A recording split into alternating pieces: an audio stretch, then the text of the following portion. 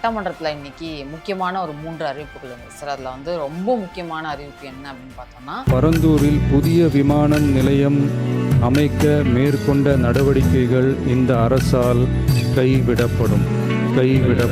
முறைதான் ஒரு முறைதான் உன்னை பார்த்தால் அது வரமே. ஊர் மக்கள் சந்தோஷமா இருந்தா பத்தாதுங்க. பரந்தூர் விமான நிலையம் வரப்போகுதுன்னு முன்னாடியே பெட்டி வாங்கினவங்க சந்தோஷமா இருக்கணும்ல. என்னங்க இது அநியாயமா இருக்குது. ஆமா, அதாவது நீங்க பரந்தூரை சுத்தி எவ்வளவு பெரிய பிசினஸ் இன்னைக்கு இருக்குது அப்படின்னா அந்த பிசினஸ் எல்லாம் அழிச்சிருக்குது இந்த தாவேக அரசு. கருத்தியல், அப்புறம் வந்துட்டு அது என்னது பகுத்தறிவு, கொள்கை, அது எல்லாத்தோட முக்கியம் வரலாறு தெரியணும். இப்ப இதுல ஏதாவது ஒண்ணு இதுல இருக்கு. ஒரு மந்திரி படுத்துற பாடு பெரிய பாடா இருக்கு. 3 நாள்ல என்னடிச்சு திறப்பாருன்னா சில வார்த்தைகள் எல்லாம் கூறி அதற்கும் நான் தான் பொறுப்பேற்க வேண்டும். பரவாயில்ல. இது வந்து பாரம்பரியம் இப்படிதானே இருக்கும். என்ன சார் தமிழ்நாடு பாரம்பரியம் இதுதானேங்க. இப்ப திமுகங்கிற கட்சி என்ன பண்ணுவோம்? திமுக வந்து கொள்கை கட்சி. ஆமா, கொள்கைவாதிகளாக இருப்பாங்க, கொள்கை பிடிப்போட இருப்பாங்க, கருத்தியலா பேசுவாங்க, பகுத்தறிவோட இருப்பாங்க.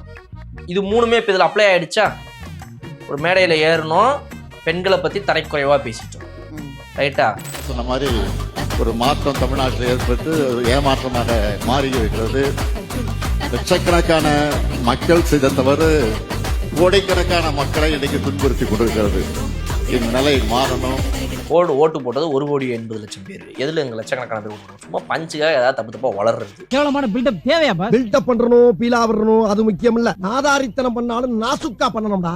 திருநெல்வேலியில போய் பேசுறாங்கல்ல டிஎம்கே எல்லாம், அவங்க ஒரு தடவையும் ஸ்டாலின் அவர்களை மென்ஷன் பண்ணும்போது தலைவர்னு மென்ஷன் பண்ணல, திமுக தலைவர் முதலமைச்சர் மென்ஷன் பண்றாங்க சார். நான் கண்டினியூஸா பார்த்துட்டு இருக்கேன். என்ன முதலமைச்சர் நைட் 1 மணிக்கு நடந்தோ கல்யாணம்? என்னங்க எனக்கு புரியலங்க. நீ எதுக்குங்க வந்தீங்க? எங்கங்க வந்திருக்கீங்க? நீங்க வந்திருக்கிறது ஒரு கல்யாண மேடைக்கு. அந்த பொண்ணு மாப்பிள்ளைய வண்டியோட தள்ளி அங்கிட்டு ஓரமா சேர் போட்டு உட்கார வச்சுட்டீங்க. நீங்க என்னென்னமோ பேசிட்டு இருக்கீங்க. இவர் அரஸ்டான கதை, இவர் வந்துட்டு என்ன பண்ணாரு, இவர் அரசியல் சாம்ராஜ்யம், பெரிய ஃபிடல் காஸ்ட்ரோ. 50 பேருக்கு கொஞ்சம் வச்சு வெளியோட பேச வைக்கிறீங்க.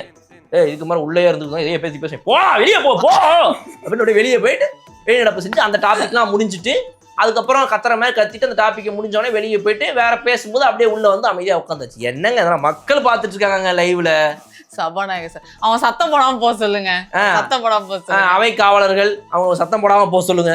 எதிர்த்து குரல் கொடுப்பதா இருந்தால் தாராளமாக நீங்க வெளியே சென்று குரல் கொடுக்கலாம். அவைக்குள்ளே நான் இதை அனுமதிக்க முடியாது. அவை காவலர்கள் வந்து குரல் கொடுக்காம அவங்களை போக சொல்லுங்க.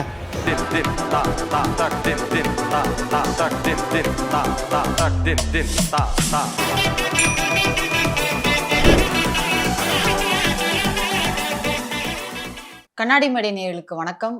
வணக்கம் சார். வணக்கம் பூலி. என்னாச்சு சார்? ஒரே ஆட்சி சரியில்லை, கவலையா இருக்கு, வருத்தமா இருக்கு. எல்லா இடத்துலயும் இதே மாதிரி புலம்புறாங்க. ஆடி மாசம் முடிஞ்சு போச்சு, புலம்பல் ஆரம்பிச்சாச்சு. சொல்லுங்க. புலம்பலாம் மட்டும் இருந்தா பரவாயில்ல சார். ரொம்ப அவதூறான ஆபாசமான பேச்சுக்கள்லாம் நிறைய பேர் மேடையில பேசுறதை பாக்குறோம். அதுவும் திருமண விழால போய் அப்படி பேசுறாங்க. தஞ்சாவூர்ல வந்து துரை சந்திரசேகரன் அப்படிங்கிற டிஎம்கே எம்எல்ஏ அந்த ஃபங்க்ஷன்ல வந்து எதிர்கட்சி தலைவரான உதயநிதி, முன்னாள் அமைச்சர் அன்பில் மகேஷ் இவங்க எல்லாருமே கலந்துக்கிட்டாங்க. அந்த இடத்துல துரை சந்திரசேகரன் வந்து கீர்த்தனா அவர்களையும் பத்தியும் சரி, முதலமைச்சர் விஜய் அவர்களை பத்தியுமே வந்து ஒருமையில பேசுறாரு. அதை வந்து சிரிச்சு கைத்தட்டி அங்க இருக்கவங்க எல்லாம் என்ஜாய் பண்றத உதயநிதி அவர்களும் என்கரேஜ் பண்ற மாதிரி இருக்கு சார். இது வந்து பாரம்பரியம் இப்படிதானே இருக்கும். என்ன சார் தமிழ்நாடு பாரம்பரியம் இதுதானேங்க. இப்ப திமுகங்கிற கட்சி என்ன பண்ணுவோம்? திமுக வந்து கொள்கை கட்சி. ஆமா, கொள்கைவாதிகளாக இருப்பாங்க, கொள்கை பிடிப்போட இருப்பாங்க, கருத்தியலா பேசுவாங்க, பகுத்தறிவோட இருப்பாங்க. இது 3மே இப்ப இதுல அப்ளை ஆயிடுச்சா? ஒரு மேடையில ஏறணும், பெண்களை பத்தி தரைக்குறைவா பேசிட்டோம், ரைட்டா? இது வந்து இப்ப கொள்கைவாதியாக வந்துருச்சா? கொள்கை என்ன? பெண்களை பாதுகாத்து போற்றி அவங்கள வந்து புகழ்ந்து இப்ப பெண்கள் தான்ப்பா. நதிக்கு பெண்ணு பேர் வைக்கிறாங்க, நாட்டுக்கு பெண்ணோட பேர் வைக்கிறாங்க, எல்லாமே பெண்ணுன்றாங்க. அதனால வந்து பெண்களை நம்ம தரைக்குறைவா ஸ்டேஜ்ல ஏறி பேசிடணும், ரைட்டா? ஒன்னாயிடுச்சு. 2வது அடுத்து என்ன பண்றோம்? சிஎம் வந்து அவரே அப்படின்லாம் கூட பேசாம ஒருமையில பேச ஆரம்பிக்கிறோம், ரைட்டா? அவனே இவனேன்னு பேசுற அளவுக்கு போயிட்டோம். அப்ப இது என்ன சொல்லுது? நம்மளுடைய கொள்கை அப்படிங்கிறத தாண்டி அதுக்கும் ஒருபடி மேல போய் கருத்தியலா போகுது. இது கருத்தா பேசுறது. இப்போ வந்து ஒரு சிஎம் வந்து அவன் இவனு பேசணும், அது ஒரு கருத்தியலா பேசுறது. புரியுதுங்களா? அது வந்து ஒரு பக்கம் வந்து எல்லாத்தையும் தாண்டி இதை சுத்தி நிக்கிறவங்க எல்லாருமே வந்து அதை பார்த்து கை தட்டுறாங்க. ஒருத்தர் சிரிக்கிறாரு, ஒருத்தர் வந்து எதிர்க்கட்சி தலைவரா அங்க உட்காந்துக்கிட்டு சிரிச்சு ரசிச்சுக்கிட்டு இருக்காரு. இதுக்கு பேர் வந்து பகுத்தறிவு. பகுத்தறிவுனா என்ன? பகுத்து அதை தனியா பிரிச்சு அறிஞ்சு பேசுறதா பகுத்தறிவு. இது பகுத்தறிவு தானே. அவர் பேசுறாரு, அதுல வந்து ஒரு சிஎம் அசிங்கமா பேசுறாரு, ஒரு பெண்ணை பத்தி தரைக்குறைவா கொச்சையா பேசுறாரு, அது நல்லா இருக்கு, இப்போ நம்ம சிரிக்கலாம். இதுக்கு பேர் பகுத்தறிவு. 3 வந்துருச்சா? இதுதான் திமுக. அவ்வளவுதான். இதுல என்ன தப்பு கண்டுபிடிட்டீங்க நீங்க? என்ன தப்பா பேசிட்டோம்? என்ன இது வந்து சார் அவங்க வந்து யாரை பத்தி பேசுறாங்க? முதலமைச்சர் இந்த 1 கோடி பேர் இவங்களை பெரும்பான்மை நிரூபிச்சு ஒரு பொசிஷன்ல இருக்காங்க, மரியாதைக்குரிய ஒரு பொசிஷன்ல இருக்காங்க. அதே மாதிரி தான் மினிஸ்டர் கீர்த்தனா அவங்களும். அவங்க வந்து தொழில்துறை அமைச்சராக இருக்காங்க. அவங்களுக்கான மரியாதை கொடுக்கணும்ல. அவங்க தனிநபர் மரியாதை தரலாம் அப்படின்னாலும் அந்த பொசிஷனுக்கான மரியாதையை தரணும்ல. சரி, இப்போ நீங்க இவ்வளவு தடவை ஸ்ட்ரெஸ் பண்ணி மீண்டும் மீண்டும் கேட்கறதுனால இப்படி நான் சொல்றேன். அவங்களுடைய பொறுப்பு, அவங்களுக்கு இருக்கிற அந்த ஒரு மாண்பு, மரியாதை, அந்த ஒரு பொசிஷன், சிஎம், இந்த மினிஸ்டர், அதெல்லாம் விட்டுருங்க. இப்ப இதே வார்த்தையை இப்ப நீங்க என்ன பண்றீங்க அப்படின்னா, உங்க வீட்டு பக்கத்துல தெருவுல பக்கத்து வீட்டுல இருக்கிறவரே, உங்க தெருவுலயே பக்கத்து வீட்டுல இருக்கிறவர்கிட்ட போய் இதை சொன்னீங்கன்னா என்ன பண்ணுவான் அவன்? இந்த மாதிரிலாம் பேசுனீங்கன்னா என்ன பண்ணுவான்? சண்டைக்கு வருவாரு. அப்புறம் என்ன பண்ணுவான்? மேலும் மேலும் இதே பேசிட்டே இருக்கிறீங்க. கூட இருக்கிறவங்க எல்லாம் உங்க வீட்டுல வேற ஒரு 4 பேர் நான் பின்னாடி நின்றுக்கிறேன், சூப்பர் பூல் இதே மாதிரி பேச சிரிக்கிறேன், என்ன பண்ணுவானுங்க? கேஸ் போட்டுருவாரு. ரொம்ப இந்த மாதிரி வந்து திமுக காரங்க மாதிரி ரொம்ப ஒரு நாலேஜபிளா பகுத்தறிவோடு இல்லாதவங்களா இருந்தா, கரண்டு முரடான ஒரு ஆளா, ரவுடி பைய மாதிரி, திமுக மாதிரி இல்லாம ரவுடி பைய மாதிரி இருந்தா அவன் என்ன பண்ணுவான்? அந்த இடத்துல கோவம் வந்து ஆட்டா உச்சான் பண்றவனா இருப்பான். அவன் என்ன பண்ணுவான்? அவங்கள அடிக்க வருவாங்களா சார்? சப்பு சப்பு நாள் விடுவானா? கண்ணத்திலே குடும்பத்தோட சேர்த்து வச்சு எல்லாரும் உருட்டு கட்டையில அடிப்பானா? அதனால இந்த மாதிரி போய் தெருவுல பக்கத்துல வீட்டுல இருக்கிறவங்க கிட்டே யார்ட்டையாவது இந்த மாதிரிலாம் போய் வாய் பேச முடியுமான்னு முதல்ல இவங்களாம் பார்க்க சொல்லுங்க. மேடை ஏறி ஒரு சிஎம்ஐயும் ஒரு மினிஸ்டரையும் இவ்வளவு தரைக்குறைவா நீங்க பேசுறீங்கன்னா அதுக்கு காரணம் என்ன அப்படின்னா, இவங்கெல்லாம் புது அமைச்சர்கள், புது சிஎம் என்ன பேசிட போறாங்கன்ற ஒரு திமிரு, ஒரு அகம்பாவம், ஒரு ஆணவம். நம்ம யாரு? 75 வருஷ கட்சி. எங்க தாத்தா யாரு தெரியுமா? எங்க அப்பா யாரு தெரியுமா? இப்படி இந்த திமிருலையும் இந்த ஆட்டத்தை ஆடுறதுனாலதான் இந்த பேச்செல்லாம் ரொம்ப சர்வசாதாரணமா வந்து அதை வந்து நார்மலைஸ் பண்ணி சுத்திட்டு இருக்க முடியுது. அப்ப இந்த பதவி, உங்களோட பதவியை விட்டுருங்க. நீங்க யாரை பத்தி பேசுறீங்க? அவங்க பதவியெல்லாம் விட்டுருங்க. உங்க தெருவுல பக்கத்து வீட்டுக்காரங்கிட்டயோ, ஒரு அயன் கடைக்காரர் வச்சிருக்கிறவர்கிட்டயோ, ஒரு மளிகை கடை வச்சிருக்கிறவர்கிட்டயோ, இல்ல உங்க வீட்டுக்கு துப்புரவு பணியாளர்கள் வந்து குப்பையெல்லாம் அள்ளிட்டு போறாங்களே காலையில, அவங்க கிட்டயோ, இவங்க யார்கிட்டயாவது உங்களால இதை பேச முடியுமா? நீங்க கண்டிப்பா முடியாது. முடியாதுல்ல. அப்ப அந்த திமிரு எப்படி வந்துச்சு இவங்களுக்கு? இவங்கெல்லாம் புதுசா இருக்கிறாங்கன்றனாலதான். நான் என்ன சொல்றேன், கொஞ்ச நாள் போச்சுன்னா தாவேக்க அரசு இவங்களை பார்த்துட்டு வெறும் உதயநிதி இந்த மாதிரி பேசினா அவரை மட்டும் போலீஸ் விசாரணைக்கு அழைச்சிட்டு போவோம், மற்றபடிலாம் விடுங்க, இதெல்லாம் நம்ம எதுக்கு பெருசாக்கிக்கிட்டு, இதுங்களை நம்மளே தொட்டு இதுங்களை பெருசாக்கி விடக்கூடாது அப்படின்னு யார் யாரெல்லாம் விட்டு வச்சிருக்காங்களோ அதுங்கள்ல இருந்து ஆரம்பிச்சு ஒரு எம்எல்ஏவா அன்னைக்கு இருக்கிறவங்க யாரெல்லாம் இப்படி பேசுறாங்களோ அவங்க வரைக்கும் கொஞ்ச நாள் கழிச்சு யாரா இருந்தாலும் அரெஸ்ட் தான், யாரா இருந்தாலும் மார்கண்டேயனுக்கு நடந்தது தான் அப்படின்னு பண்ண ஆரம்பிக்கும். அன்னைக்கு தாவேக்க ஒரு நல்ல கட்சியா வளர்ந்து அவங்களுடைய வேரூன்றி இருக்கிற டைம்ல அவங்க வந்து என்ன ஆக்ஷன் எடுத்தாலுமே அது கரெக்டா இப்படி எடுத்து அப்படி போட்டு அப்படி எடுப்போன்ற அந்த ஒரு உதயநிதி அவர்களுடைய விஷயத்தை பொறுத்த வரைக்கும் இவங்களே ப்ரொமோஷன் பண்ணி கொடுத்துட்டாங்கன்னு எப்படி அதை டிஎம்கே வெக்கமே இல்லாம மாத்திக்கிச்சோ, அது மாதிரி மாத்திக்காத அளவுக்கு எப்படி ஆக்ஷன் எடுக்கணுன்ற ஒரு ஸ்டேஜுக்கு வந்ததுக்கு அப்புறம் அவங்க எடுக்கும்போது அன்னைக்கு இந்த திமுக பேசுறதுக்கு ஆளுங்க யாரும் இருக்க மாட்டாங்க. கண்டிப்பா. அதனால அது வரைக்கும் கொஞ்சம் ஆடுறதை ஆடிக்கிட்டோம் அப்படின்னு சொல்லி விட்டு வைக்க வேண்டியதான். ஒரு டவுட் சார், இது கேட்குறேன் நான். இப்போ துரை சந்திரசேகரன் அவர் பேசும்போதும் சரி, அவர் பேச அவர் என்ன பேசுறாரு நிசப்தமா கேட்டாங்க. அவர் உதயநிதி கைது பத்தி சொன்னாங்க, அந்த செங்கிப்பட்டி போலீஸ் ஸ்டேஷனால நடந்ததெல்லாம் சொன்னாங்க, ஒரு அம்மா இருந்தா காரை சுத்தி கீழே போட்டாங்கன்னு சொன்னாங்க. முதலமைச்சரை பத்தி பேசுறதுக்கு முன்னாடி ஒரு கெட்ட வார்த்தை பேசினார். அந்த கெட்ட வார்த்தைக்கு மட்டும் ஆடியன்ஸ் அவ்வளோ எருப்டாகி கை தட்டுறாங்க, விசில் அடிக்கிறாங்க. இதே நாம் தமிழர் கட்சி கொடுத்துக்கு வந்தோம்னு வச்சுக்கோங்களேன், அங்கேயும் அதே மாதிரி தான். எப்பெல்லாம் சாட்டை துரைமுருகன் அவர் பேசும்போது கெட்ட வார்த்தையை பயன்படுத்தி ஒருத்தரை வந்து அசிங்கமா திட்டினாரு, இல்லை யாரோ ஒரு பெண்ணை வந்து அசிங்கமா திட்டினாருன்னா மட்டும் அங்கே இருக்கிற அப்படியே எருப்டாகி அங்கேருந்து கை தட்டி அதை என்ஜாய் பண்ணி சிரிக்கிற ஆடியன்ஸ் இன்னுமே இருந்துட்டு இருக்காங்க. ஆடியன்ஸ் சொல்ல முடியாது, அரசியல் கட்சியை சேர்ந்தவங்க இன்னுமே இருந்துட்டு இருக்காங்க. எவ்வளோ நாள் இது வந்து இருக்கும்? இதுதான் பகுத்தறிவு அரசியல், இவங்க சொல்ற கொள்கை அரசியல். சொன்னாங்கல்ல, ஒரு வருஷத்துக்கு முன்னாடில இருந்து ஆரம்பிச்சு இந்த மே 4ஆம் தேதி வரைக்கும் இவங்க அந்த பேச்சு பேசினாங்கல்ல, இந்த தாவேக்காக கொள்கையே கிடையாது, தற்குறிங்க, மரத்துல ஏறுறாங்க, இது பண்றாங்க அது பண்றாங்கன்னு ஒரு வருஷத்துக்கு முன்னாடி 6 மாசத்துக்கு முன்னாடி ஏன் 4 மாசத்துக்கு முன்னாடி வரைக்கும் பேசிக்கிட்டு இருந்த நீங்க இன்னைக்கு எங்க இருக்கீங்க? உங்க அரசியல் எப்படி வெளியே வந்து மக்கள் முன்னாடி அப்படி நிக்குது, பார்த்துக்கிட்டே இருக்கிறாங்க, கேவலமா காரி துப்புறாங்க இது போன்ற நடவடிக்கைகளை பார்க்கும்போது. இன்னைக்கு ஆனா நீங்க வம்பிழுத்து தாவேக்கா என்ன மாதிரி ஒரு பாலிடிக்ஸை மெச்சூர்டா ஜென்யூனா பண்றது. எஸ் 1 or 2% யாராவது ஒருத்தங்க ஒரு 200 பேர்ல ஒருத்தங்க ஒரு 107 எம்எல்ஏக்கள் யாரோ ஒருத்தங்க எங்கேயோ ஒரு தவறு பண்றது வருது. ஆனா இன்னைக்கு நீங்க பண்றது எவ்வளவு கேவலமா எந்தெந்த இடங்கள்ல தரைக்குறைவான அரசியலா போய்கிட்டு இருக்குது. இந்த தரைக்குறைவான பேச்சு யாராவது பேசணும்னா தாவேக்கால ஒருவரும் பேசியது கிடையாது. ஆனா இந்த தரைக்குறைவான பேச்சுக்கள் நீங்க பேசிட்டு இருக்கீங்க. இவ்வளவு கேவலமான அரசியல் பண்றாங்கன்றது இன்னைக்கு மக்கள் முன்னாடி வருது. அண்ட் இவங்க இதைத்தான் இத்தனை நாளா ப்ரொமோட் பண்ணிட்டு இருக்காங்க. இதைத்தான் இவங்க நார்மலைஸ் பண்ணி வச்சிருந்தாங்க. இன்னைக்கு வந்துட்டு இன்னொரு விதமான அரசியல், அதாவது மக்களுக்கு தேவையான அரசியல், லாஜிக்கா வரணும், நேரா நின்று பேசணும், பிராக்டிக்கலா பேசணும், நேர்மையா பேசணும், நியாயமா நடந்துக்கணும்ன்ற ஒரு அரசியல் கட்சி இன்னைக்கு வந்து ஆட்சிக்கு வந்ததுக்கு அப்புறமா இதுதான் நார்மலைஸ்டான அரசியலா இருக்கணும் இனிமேல் அப்படின்னு மக்கள் முடிவெடுத்ததுக்கு அப்புறமா இதுக்கு முன்னாடி வரைக்கும் நார்மலைஸ் பண்ணப்பட்ட அவங்களோட அரசியல் இன்னைக்கு குப்பையிலும் மக்களுடைய கண்ணுக்கு நல்லா தெளிவா தெரியுது. கண்டிப்பா இந்த குப்பையை கொஞ்ச நாள் வரைக்கும் தான், அதாவது ஒரு குப்பையை நீங்க வந்துட்டு ஒரு வேளை மறந்துட்டீங்க வீட்டை விட்டு தூக்கி போடுறதுக்கு அப்படின்னா, குப்பை தொட்டிக்கு போடுறதுக்கு அன்னைக்கு ஒரு நாள் நீங்க மறந்துட்டீங்கன்னா ஓகே, 2வது நாள் நீங்க மறந்தீங்க அப்படின்னா அந்த அழுகின பழைய குப்பையோட வாசனை வரும்.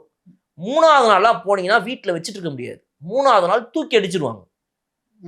ஜன்னல் கதவு எல்லாத்தையும் திறந்துட்டு அந்த வாடை வெளியே போற வரைக்கும் அந்த குப்பை தள்ளி விட்டதுக்கு அப்புறமா வீடு கதவு திறந்தே இருக்கும். ஆனா ஒரு தடவை அதெல்லாம் போயிடுச்சுன்னா வீட்டை விட்டு எல்லாத்தையும் மூடிடுவாங்க. திரும்ப அந்த குப்பை வீட்டுக்கு வர முடியாது. அந்த மாதிரி ஒரு குப்பையா இவங்க பண்ற இந்த பேச்சுக்கள் எல்லாம் ஒரு நாள் மக்கள் முன்னாடி நல்ல ஒரு பாடத்தை வாங்கும். அன்னைக்கு இருக்குது உங்களுக்கு. இன்னைக்கு சட்டமன்றம் ஆரம்பிச்சது சார்.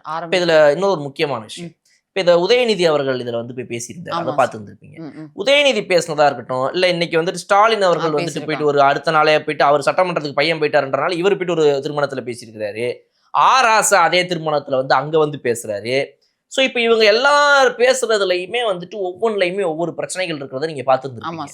ஸ்டாலின் அவர்கள் பேசுனதை கவனிச்சிங்களா? அவர் என்ன சொன்னாரு சார்? ஸ்டாலின் அவர்கள் பேசும்போது அந்த திருமண விழால தான் கலந்துட்டு பேசினாரு. அந்த குடும்பத்துக்கும் அவருக்கும் இருக்கிற பாண்டை பத்திலாம் சொன்னாரு. அப்ப வந்து இவங்க குடும்பத்துல வந்து நிறைய இளைஞர்கள் வந்து என்ன படிக்கணும் அப்படிங்கிற ஒரு விஷயத்தெல்லாம் அந்த குடும்பத்துல சஜஷன்ஸா கொடுத்தாங்க. இன்றைய தலைமுறையினர் வந்து இளைஞர்களா இருக்கட்டும் இல்ல பட்டதாரிகளா இருக்கட்டும், அவங்க வந்து படிக்கிறதுக்கு வழிவகுத்தது வித்திட்டது வந்து திராவிட முன்னேற்ற கழகம் தான். அதை வந்து இந்த இளைஞர்கள் வந்து யோசிக்கணும். லட்சக்கணக்கான மக்கள் ஓட்டு போட்டதுனால இப்ப கோடிக்கணக்கான மக்கள் வந்து ஏமாந்துட்டு இருக்காங்க, மாற்றம் இல்லாம இருக்காங்க. மாற்றம் சொன்னாலும் ஏமாற்றத்துல இருக்காங்க. இது எல்லாத்தையுமே வந்து களை எடுக்கிறதுக்கு திராவிட கழகம் வந்து தொடர்ந்து முயற்சி எடுத்துட்டே இருக்கும் அப்படிங்கிற மாதிரி. லட்சக்கணக்கான ஓட்டு போட்டு கோடிக்கணக்கான பேர் கஷ்டப்படுறாங்களா? எந்த லட்சக்கணக்கான பேர் ஓட்டு போட்டாங்க? ஓட்டு போட்டது 1,80,00,000 பேர். எதுல எங்க லட்சக்கணக்கான பேர் ஓட்டு போட்டாங்க? சும்மா பஞ்சுக்காக ஏதாவது தப்பா வளர்றது. அடுத்து நெக்ஸ்ட் வேற யார் பேசினா? ராசா அவர்கள் பேசினா சார். இது என்ன சீட்டர் நிர்மல்குமார் அவர் பேசியிருந்தாரு சார். அவர் பேசும்போது என்ன சொல்லியிருந்தாருன்னா, அறிவாலயத்துக்கு வந்து வெள்ளை பெயிண்ட் அடிச்சு இனிமேல் வாடகை கொடுக்க வேண்டியது அந்த கட்சி அவ்வளவுதான் முடிஞ்சிச்சுன்ற ஒரு துணியில அவர் பேசியிருந்தாரு. அதுக்கு பேசினாரு இது வந்து சாட்டர்டே பேசியிருந்தாரு சார். நேத்து அந்த திருமண விழாவில் கலந்துக்கிட்டு பேசின ராசா அவர்கள் வந்து என்ன சொல்லியிருந்தாருன்னா, தருதலக்காரலாம் வந்து தேசிய கொடி ஏறினதுனால இந்த அமைச்சர்கள்லாம் இப்படி பேசிட்டு இருக்காங்க. இந்த அறிவாலயத்துக்கு பெயிண்ட் அடிச்சதா சொல்றாங்க இல்லையா? என்னைக்கு வந்து அண்ணா அவர்களோ பெரியார் அவர்களோ அரசியலுக்கு கிரகப்பிரவேசம் பண்ணதுனால தான் தமிழக மக்கள் அவங்கவுங்க வீட்டுல வெள்ளை அடிக்க முடிஞ்சது. அதனால தான் தமிழ்நாட்டுக்கு ஒரு வெள்ளை அடிக்க முடிஞ்சது அப்படின்ற மாதிரி விஷயத்த சொல்லியிருந்தாரு. இன்னைக்கு வந்து அமைச்சர்களை வந்து சில தருதல அமைச்சர்கள் சொல்றாரு. சில தருதைங்களுக்கெல்லாம் இன்னைக்கு வந்துட்டு தேசிய கொடி வைக்கிற அளவுக்கு வந்ததுனால அப்படின்னு சொல்லி தருதலைங்கன்னு அமைச்சரை சொல்றாரு ஒரு மேடையில கல்யாணம் ரைட்டு.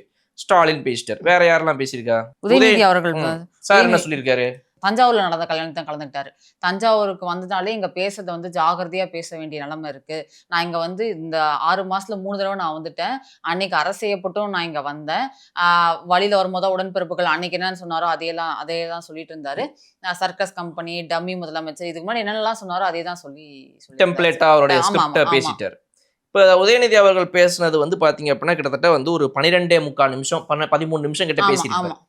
இந்த 13 நிமிஷத்துல அவர் பேசுனது பாத்தீங்க அப்படின்னா வந்து ஒரு 10ல இருந்து 11 நிமிஷம் வரைக்கும் என்ன அப்படின்னா, நான் அதுக்கு முன்னாடி ஸ்டார்டிங் வந்துடுறேன். ஒரு 1.5 நிமிஷம் என்ன பேசினாருன்னு வந்துடுறேன். 1.5-2 நிமிஷம் அவர் என்ன பேசுறாரு அப்படின்னு பாத்தீங்கன்னா, இன்னைக்கு நம்ம வந்திருக்கிற இந்த கல்யாணத்துல ஒருத்தருடைய மகனுடைய கல்யாணத்துக்கு வந்திருக்கோம். நான் வந்து இன்னைக்கு இவருக்கு தாலி எடுத்து கொடுக்குறேன் கல்யாணத்துக்கு. ஆனா அன்னைக்கு கழகத்துடைய தலைவர் வந்துட்டு அவங்க அப்பாவுக்கு தாலி எடுத்து கொடுத்தாரு. இது ரொம்ப பெருமையா இருக்குது. இவர் யாரு அப்படின்னு பாத்தீங்க அப்படின்னா, கம்யூனிஸ்ட் கட்சியில் இருந்தவர், ஒரு பொது உடைமை விஷயத்தை நோக்கி போயிட்டு இருந்தவர். இன்னைக்கு வந்து பார்த்தீங்க அப்படின்னா திமுகவில் வந்து இணைந்தவர். இவர் இப்படிப்பட்டவர். இளைஞர் அணியில வந்துட்டு ரொம்ப சிறப்பா செயல்பட்டவர், திமுக கண்டெடுத்த முத்து, இவர் இப்படி அப்படி இவங்களுடைய குடும்பத்துடைய கல்யாணத்தை நம்ம இன்னைக்கு வந்திருக்கிறோம். 1.5-2 நிமிஷம் முடிஞ்சிருச்சு. இப்ப 2வது நிமிஷத்துல இருந்து 12:45 வரைக்கும், அதாவது அடுத்த 10 நிமிஷத்துக்கு மேல என்ன பேசியிருக்காரு அப்படின்னா, தஞ்சாவூர் அப்படின்னு சொன்னாலே நான் வந்து அன்னைக்கு கைது ஆனதெல்லாம் உங்களுக்கு தெரிஞ்சிருக்கும்னு நினைக்கிறேன். தஞ்சாவூருக்கு நான் 4 முறை வந்திருக்கிறேன் இந்த இத்தனை நாட்களுக்குள்ளேயே. அதுல ஒரு முறை பார்த்தீங்கன்னா என்ன அரெஸ்ட் பண்ணாங்க, உங்களாம் தெரிஞ்சிருக்கும்னு நினைக்கிறேன். அந்த அரெஸ்ட் அப்போ பார்த்தீங்க அப்படின்னா அன்னைக்கு காலையிலன்னா இப்போ அந்த விஷயம் சட்டமன்றத்திலே பேசி பிரச்சனை ஆயிடுச்சுல, பாவம், அதை விட்டுருவோம். காலையில் அவர் என்ன பண்ணாருன்றதை விட்டுருவோம். மத்தியானத்துக்கு மேலே போயிடுவோம். என்னை வந்து வாகனத்திலே கூட்டிட்டு வந்து போனாங்க. என்னை அரெஸ்ட் பண்ணி அரசு வாகனத்தில் கூப்பிட்டு போனாங்க பின்னாடி. ஆமா. ஸோ இப்போ அரெஸ்ட்டுக்கு ஒரு பெருமை, சந்தோஷம். அப்போ அன்னைக்கு வந்து பார்த்தீங்கன்னா செங்கிப்பட்டி ஸ்டேஷனில் இறங்கினேன். வர வழியில் விழுப்புரத்தில் வடை வாங்கி சாப்பிட்டேன். சாம்பார் சட்னி கொடுத்தாங்க. என்னங்க எனக்கு புரியலைங்க, நீ எதுக்குங்க வந்தீங்க, எங்கங்க வந்திருக்கீங்க? நீங்க வந்திருக்கிறது ஒரு கல்யாண மேடைக்கு. அந்த பொண்ணு மாப்பிள்ளைய வண்டியோட தள்ளி அங்கிட்டு ஓரமா சேர் போட்டு உட்கார வச்சிட்டீங்க. நீங்க என்னென்னமோ பேசிட்டு இருக்கீங்க. அப்ப உங்களுக்கு நிறைய பேருக்கு இப்ப இதுல ஒண்ணு தோணும், இவர் அப்ப கடைசி 25 செகண்ட் என்ன பேசினார்ன்றது நீங்க கேட்காம விட்டீங்க பாருங்க. இதெல்லாம் பேசி ஒரு கதை சொல்லி முடிச்சிட்டாரு. போனேன் வந்தேன், என்னை கூப்பிட்டு போனாங்க, சட்டமன்றத்துக்கு போனேன் வந்தேன், எல்லாம் வம்பளுக்குறாங்க. அப்புறம் இந்த வார்த்தை சொல்லி கூப்பிடுறாங்க, ஏன் யாருமே காலையில போக மாட்டாங்களா, நானும் கூட தானா அப்படின்னு சும்மா சொல்றேன்னு வச்சுக்கோங்களேன். அந்த மாதிரி ஏதோ இவர் அரஸ்டான கதை, இவர் வந்துட்டு என்ன பண்ணாரு, இவர் அரசியல் சாம்ராஜ்யம், பெரிய ஃபிடல் காஸ்ட்ரோ, இவர் அப்படியே ஐயோ எனக்கு ஒன்றும் புரியலங்க, என்னென்னமோ பண்ணிட்டாருன்னு வச்சுக்கோங்க. இவரோட அரசியல் வரலாறுகளை சொல்லிட்டாருங்க. இந்த மாதிரி அரெஸ்ட் ஆகி போயிட்டு வந்த இந்த தஞ்சாவூர் vlog. துரை சந்திரசேகரன் பேசினதும் அவர் அட்ரஸ் பண்ணாரு சார். இப்ப துரை அண்ணன் பேசினதையும் வந்து நான் தான் பொறுப்பேற்கணும், அதெல்லாம் பரவாயில்ல, எந்த கைதுக்கும் வந்து அஞ்ச மாட்டான் உதயநிதி உதயநிதி. ஆமா, எங்களுக்கு வந்து இந்த மாதிரிலாம் வந்து எங்களுக்கு பகுத்தறிவு இருக்குது. நாங்க பகுத்தறிவு படி இந்த மாதிரி தான் பொம்பளைங்களை போய் தப்பா பேசி வெக்கமே இல்லாம கேவலமா சிரிச்சுக்கிட்டு இருப்போம் அப்படின்னு சொல்லிட்டாருன்னு வச்சுக்கோங்க. இதெல்லாம் முடிஞ்சு கடைசி 25 செகண்ட்ல. ஆக இந்த மணமன தம்பதிகளுக்கு வந்து நாங்கள் சொல்ல வேண்டியது ஒன்று என்ன அப்படின்னா வந்துட்டு, இருவரும் பார்த்தீங்க அப்படின்னா உங்களுக்கு குழந்தை பிறந்ததுக்கு அப்புறமா அந்த குழந்தைக்கு வந்து தமிழ் பெயர் சூட்டணும் அப்படின்னு சொல்லி நான் வேண்டி விரும்பி கேட்டுக்கிறேன். நன்றி, வணக்கம். ஆரம்பத்தில் குடும்பத்தை பற்றி பேசியாச்சு. அவங்க அப்பா யாரு, கட்சியில் என்ன பண்ணா, என்ன பொறுப்புல இருந்தார், என்ன ஏதுன்னு கட்சி போயிடுச்சு. கடைசியில் பார்த்தீங்கன்னா நல்ல பிள்ளைய பெற்று பிள்ளைக்கு வந்து பெண்ணோ ஆணோ அதுக்கு வந்து ஒரு தமிழ் பெயரா வைங்க, முடிஞ்சு போச்சு. இந்த கடைசி 25 செகண்டை தாண்டி 12.25 நிமிஷமும் அவர் ஒத்த வரி கூட வார்த்தை கூட அந்த தம்பதிகளுக்கு எதையும் சொல்லலை. ஏன் அப்படின்னு நீங்க கேட்டீங்கன்னா, அது ஏன் சொல்லணும் அப்படின்னு கேட்டீங்கன்னா, ஒரு கல்யாண மண்டபத்துல ஒரு மேடையில ஏறி நின்று இவங்க பேசுறாங்க, இதெல்லாம் எங்க இருந்து ஆரம்பிச்சதுன்னு யாராவது நம்ம யோசிச்சு பார்க்கணும். அதாவது ஆமாப்பா, அதெல்லாம் அந்த காலத்துல இருந்தே திமுக வந்தாங்கன்னா அந்த கட்சி மேடை மாதிரி கல்யாண மேடையில இருந்து பேசுவாங்கப்பா அப்படின்னு நமக்கு ஒரு எண்ணங்கள் இருக்குது, நினைவுகள் இருக்குது. ஆனா அது கிடையாது. இது எப்படி ஆரம்பிச்சதுங்கிறத பார்க்கணும். நீங்க 1920கள்ல இருந்து நீதி கட்சி இருந்த காலத்துல இருந்தே நீங்க பாத்தீங்க அப்படின்னா சுயமரியாதை கல்யாணம் அப்படிங்கிறது வந்து நம்மளோட ஊர் சுயமரியாதை திருமணம்னு சொல்லுவாங்க. இந்த சுயமரியாதை திருமணம் வந்துட்டு எப்படி வந்துச்சு, யாரால வந்துச்சுங்கிறது எல்லாருக்கும் தெரியும். தந்தை பெரியார் அவர்கள் மூலமாக வந்த ஒரு விஷயம். அதாவது வந்து ஒரு பிராமண குருக்கள் ஒருத்தரோ யாரோ ஒருத்தர் சாமியார் பூசாரி யாரும் இருக்கக்கூடாது, அவங்க இருந்து பூணூல் போட்ட ஒரு பிராமணர் இருக்கக்கூடாதுன்றதான் அவர் எதிர்த்த ஒரு விஷயம். அவர்கள் ஏன்னா அந்த டைம்ல வந்து ஆதிக்க சாதிகளாக இருந்தக்கூடியவர்கள், பிராமணருடைய ஆதிக்கம் அதிகமா இருந்த டைம்ல அன்னைக்கு அவர்களால கல்யாணம் நடக்கக்கூடாது, சுயமரியாதை திருமணம் நடக்கணும், செல்ஃப் ரெஸ்பெக்ட், நமக்கு நம்மளே சுயமரியாதையோட நடந்துக்கணும். அப்ப யாருன்னா பெரியோர்கள் இருப்பாங்க, அரசியல் தலைவர்களோ அந்த ஊர்ல இருக்கிற பெரியோர்களோ, அவங்கெல்லாம் வந்து நின்று அவங்களுக்கு வாழ்த்துக்களை சொல்லி ஒவ்வொருத்தவங்களும் அந்த மேடையில ஏறி நீங்க வந்து திருமணத்திற்கு பிறகு இப்படி இருக்கணும், அப்படி இருக்கணும், அண்டர்ஸ்டாண்டிங்கோட இருக்கணும், கணவன் மனைவியாக தம்பதிகளாக வந்து ரொம்ப விட்டு கொடுத்து இருக்கணும், அட்வைஸ் சொல்லுவாங்க. ஒரு கணவன் மனைவியாக நீங்க வந்து இந்த சமுதாயத்துக்கும் எப்படி உதவியா இருக்கணும், ஒரு சிட்டிசனா எப்படி இருக்கணும், உங்களுடைய பகுத்தறிவோட நீங்க எப்படி செயல்படணும் அப்படின்னு பழைய இதுல இருந்து ஒரு கதையை சொல்லுவாங்க. ஒரு இன்சிடென்ட், அன்னைக்கு நான் வந்து இவரை சந்திச்சேன், அன்னைக்கு இவர் எனக்கு இப்படி ஒண்ணு சொன்னாரு அப்படின்னு சொல்லுவாங்க. அதுக்கப்புறம் பெரியார் அவர்களும் சரி, காமராஜர் அவர்கள் காலத்துல இவங்கெல்லாம், காமராஜரோட விட்டுருங்க, பெரியார், அண்ணா இவங்க வரைக்கும் இது எப்படி போச்சுன்னா, அதாவது இவங்களுடைய எக்ஸ்பீரியன்ஸ் வந்து சில விஷயங்களை ஷேர் பண்ணி அதுலேருந்து அந்த கதையிலேருந்து ஒரு அர்த்தத்தை சொல்லி, நீங்கள் இந்த சமுதாயத்தில் இப்படி இருக்கணும், நீங்கள் இப்படி அப்படி இருக்கணும், அப்படி பண்ணணும், குழந்தையை பெற்று அந்த குழந்தைக்கு நல்ல புத்தியை சொல்லி கொடுங்க, அவங்கள நல்ல பகுத்தறிவோடு வளருங்க. இதுதான் சுயமரியாதை திருமணங்கள்ல அரசியல்வாதிகள் மேலே ஏறி பேசக்கூடியதாக இருந்துச்சு.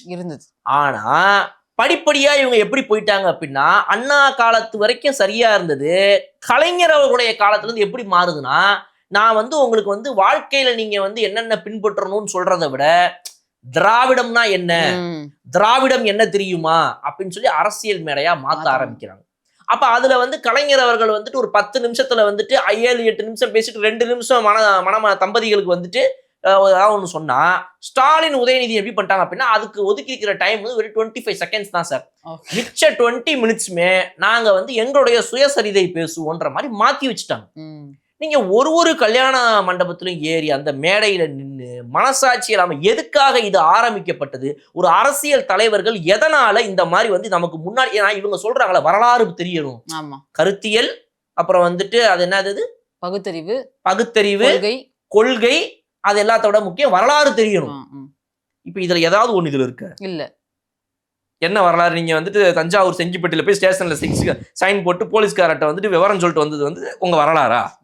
இந்த வரலாறை கேட்கறதுக்காக தான் இப்ப இங்க 2 பேரும் கல்யாணம் பண்ணி இங்க உட்காந்துருக்காங்களா? பாவம் சார். ஆக்சுவலி அவங்க எல்லாம் ஓரமா அவங்கள விட பெரிய சேர் எல்லாம் உதயநிதி அவர்களுக்கு போடுறாங்க. அவங்களுக்கு ஒரு 2 பிளாஸ்டிக் சேர் போட்டு ஓரமா கரைச்சிடுறாங்க. அன்னைக்கெல்லாம் பெரியார் மேல ஏறினார் அப்படின்னா அங்கேயே போய் ஏறி நின்றுட்டு பேசிட்டு இறங்கிடுவாங்க. இவங்களுக்கு வந்து நல்லா அப்படியே கம்பீரமா ஒரு சேர் போட்டு அதுல இப்படி இவங்க உட்காந்து மணமகளை விட நல்ல சேரா நீங்க சொன்ன மாதிரி போட்டுட்டு அதுல இவங்க அப்படி கம்பீரமா உட்காந்து எந்திரிச்சு 4 பேர் வரிசையா ஓடுறாங்க. அடுத்து இவர் பேச வருவார், அடுத்து அவர், அப்படியே கட்சி நிகழ்ச்சியா மாத்திட்டாங்க. சோ அப்ப இவங்க எப்படி பண்றாங்கன்னா இந்த கட்சி அப்பெல்லாம் வந்து ஒரு திருமணங்கும் போது ஒரு 500 பேர் வருவாங்க, 1000 பேர் வருவாங்க. அந்த 1000 பேருக்கும் நம்ம இந்த பகுத்தறிவு சொல்லித்தரலாம். இந்த திருமணத்தின் மூலமாக இவங்களுக்கு மட்டும் கிடையாது, இந்த புது தம்பதிகளை மட்டும் இல்லாம எல்லாருக்கும் பகுத்தறிவை சொல்லித்தரலாம். வாழ்க்கையில இவங்க ஃபாலோ பண்ண வேண்டிய நெறிமுறைகளை சொல்லித்தரலாம். இவங்க எப்படிலாம் இருக்கணும்ன்ற அந்த ஒரு வாழ்க்கை நெறிகளையும் நல்லதுகளையும் சொல்லி தருவதற்காக இருந்த அன்றைய சுயமரியாதை திருமணங்கள் இன்னைக்கு எப்படி நடந்திருக்குங்கிறது ஒரு ஜோக். இருக்கிறதுலயே முக்கியமான 2வது ஜோக் என்னன்னா, அன்னைக்கு நான் ஆரம்பத்துல சொன்ன மாதிரி யாருமே பிராமணர்கள் இருந்து தாலியை எடுத்து கொடுக்குற கதை இருக்கக்கூடாதுங்கிறதுக்காக தான் இது வந்துச்சுன்னு சொன்னா, இன்னைக்கு எப்படி அவங்க ஆக்கி வச்சிருக்காங்க, இங்கேயே வந்து ஓமகுண்டம் இருக்கும். ஓமகுண்டத்துல எல்லாத்தையும் போட்டு ஐயர் எல்லா வேலையும் முடிச்சுட்டு அவர் கிளம்பி போயிடுவாரு. தாலியும் கட்டி முடிச்சிடுவாங்க. இல்லைன்னா ஓமகுண்டத்துல எல்லாத்தையும் முடிக்கிறதுக்குலாம் முன்னாடி இவர் சைட்ல இங்க ஒரு ஸ்டேஜை போட்டு இவங்க நின்று பேச வேண்டியதெல்லாம் பேசிட்டு இவங்க தாலியை எடுத்து கொடுத்து கல்யாணம் பண்ண வைப்பாங்க. இல்லைன்னா இவங்க பேசி முடிச்சுட்டு போயிடுவாங்க. அவங்க குறுக்களை வச்சு பண்ண வேண்டியதெல்லாம் பண்ணி தாலி கட்டிக்கிறாங்க. இவங்களுடைய இந்த திமுக கல்யாணங்கள்ல இந்த ஓமகுண்டம் இல்லாத கல்யாணங்கள்லாம் நடக்கிறது கிடையாது. அவங்க எல்லாம் நல்லா நார்மலா எப்போ எப்படி நடத்தோம் அப்படிதான் நடத்துறாங்க. இவங்களுக்கு சைட்ல ஒரு இடத்த போட்டு கொடுத்து இவங்க பேசி முடிச்சு தாலியை எடுத்து கொடுத்துட்டு போயிடுறாங்க.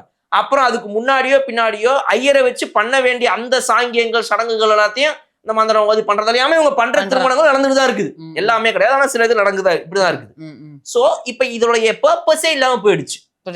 மொத்தத்தையும் மாத்தி இவங்க வேற ஒரு கான்செப்ட்ல ஃபாலோ பண்றது. அதனால தயவு செய்து திமுக ஊட்டிகளுக்கும் திமுக இன்னைக்கு இருக்கிற வந்துட்டு நம்மளுடைய முன்னாள் மந்திரிகளுக்கும் இல்ல எதிர்கட்சி தலைவருக்கும் எம்எல்ஏகளுக்கும் கட்சி தலைவராகிய ஸ்டாலின் அவர்களுக்கும் நான் சொல்ல நினைக்கிறது என்ன அப்படின்னா, தயவு செய்து அது என்னது வரலாறு என்ன அப்படிங்கறத தெரிஞ்சுக்கிட்டு இது எதுக்காக பண்றோங்கிற வரலாறு நீங்க போய் தெரிஞ்சுக்கிட்டு வாங்க அப்படிங்கறத இப்ப நான் சொல்றேன்.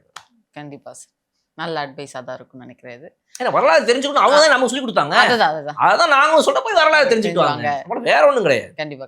அதுக்கு அடுத்ததாக சட்டமன்றத்துல இன்னைக்கு முக்கியமான ஒரு 3 அறிவிப்புகள் வந்து சார். அதுல வந்து ரொம்ப முக்கியமான அறிவிப்பு என்ன அப்படின்னு பார்த்தோம்னா, இதுக்கு முன்னாடி திராவிட கட்சிகள் அவங்க ஆட்சியில் இருக்கும் போது கொண்டு வரணும்னு நினைச்ச பரந்தூர் ஏர்போர்ட் ப்ராஜெக்ட் வந்து பரந்தூர்ல கைவிடப்படுது. அந்த ஏர்போர்ட் வந்து வேற ஒரு இடத்துல வந்து தேர்வு செய்யப்பட்டிருக்கு. அதுக்கான ஆஃபீஸர்ஸ் ஏஐட்டெல்லாம் வந்து கலந்து ஆலோசிச்சு என்ன இடம்ன்றதை பார்த்துட்டு நாங்க சொல்றோம்னு சொல்லியிருக்காங்க. பரந்தூர்ல அந்த ஏர்போர்ட் இப்ப வராது. அங்க இருக்க நிறைய விவசாய நிலங்கள் வந்து இப்ப காப்பாற்றப்பட்டிருக்கு. அந்த ஊர் மக்கள்லாம் இப்ப நெகிழ்ச்சியா நிறைய பேட்டிகள் கொடுக்கறதெல்லாம் நம்ம பார்த்திருக்கோம்.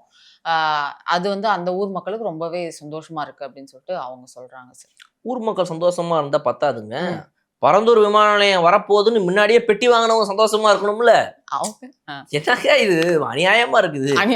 ஆமா, அதாவது நீங்க பரந்தூரை சுத்தி எவ்வளவு பெரிய பிசினஸ் இன்னைக்கு இருக்குது அப்படின்னா அந்த பிசினஸ் எல்லாம் அழிச்சிருக்குது இந்த தாவேக அரசு.